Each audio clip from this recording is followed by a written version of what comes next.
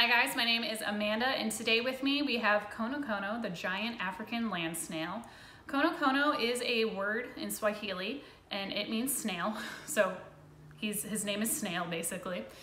And some fun facts about giant African land snails and just snails in general. They do hatch from eggs, and when they do hatch with their shells. They're just teeny tiny. And their shells actually grow with them as they grow up. Sometimes people get confused because of hermit crabs, how hermit crabs have to find bigger shells as they grow up. But he doesn't go and find new shells. He actually makes his own shell. And the way he does that is he secretes mucus, but sometimes he also secretes calcium.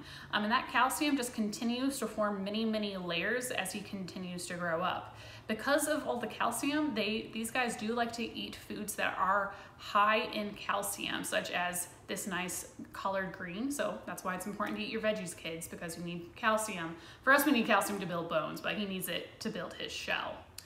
Now, something else that's kind of unique about them is that these guys, while they need really high humid or high moisture environments, they can actually go into a state of hibernation called estivation whenever there is a drought or maybe there's just not enough humidity in the air or he can't get enough water. So what he does to protect himself when there is droughts or times of low water availability, he actually takes this giant muscle and body around here. He'll crawl back up into his shell and he'll actually seal himself shut inside his shell by secreting a little mucus membrane that forms just basically a little envelope. He envelopes himself into his shell. And whenever there is more moisture in the air or maybe there's a really heavy rain, that rain will actually break down the mucus, and that's the signal to him that, oh, it's safe to come back out again and enjoy the water. So these guys are actually an invasive species here in the United States. They're actually a really big pest to farmers because while they like to eat leafy greens such as this, they like to eat just about any plant material they can get on, to the point where it's actually caused some issues to farmers' crops. These guys can also be found in the Houston area.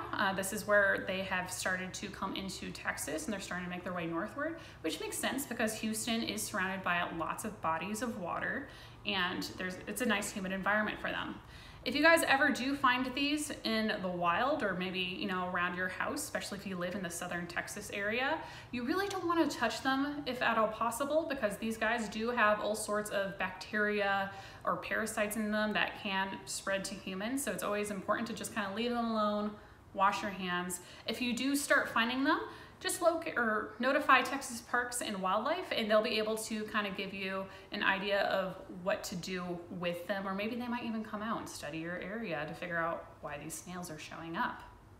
So these snails do have something a little bit in common with zebra mussels. Zebra mussels are another type of invasive animal to the United States. They're something that originally started showing up in the United States in the late 1980s, early 1990s on the East Coast, and then they continued to make their way from the East Coast to the Great Lakes, and then from the Great Lakes, they've been slowly traveling down using rivers into now Texas lakes and rivers, which is unfortunate because what zebra mussels do is they actually strip lakes and rivers of all of their algae to the point where there's not enough food for other animals to eat, such as fish. So you might be asking, how did zebra mussels get all the way from Europe to the United States? And the way they did that is through ships. So when ships have to travel, sometimes they'll actually bring in a bunch of water into their hull to help stabilize the boat, especially if the waves are going to be extra rocky. And when the ships bring in that water, they'll actually also accidentally bring in some other animals, such as zebra mussels. And eventually, when the ships make it from point A to point B, they'll dump that water out into a new environment. And that's how the zebra mussels are able to get to the new environment. So if you guys are boaters here in Texas, it's really important that you don't travel with your boat full of hull water. You dump it in the same place that you got it from, because that is how zebra mussels have been able to spread from the Northeast to the Great Lakes to now here in Texas. And if you guys want fish, you want to make sure that the zebra mussels don't eat all of their food, because I like to eat fish.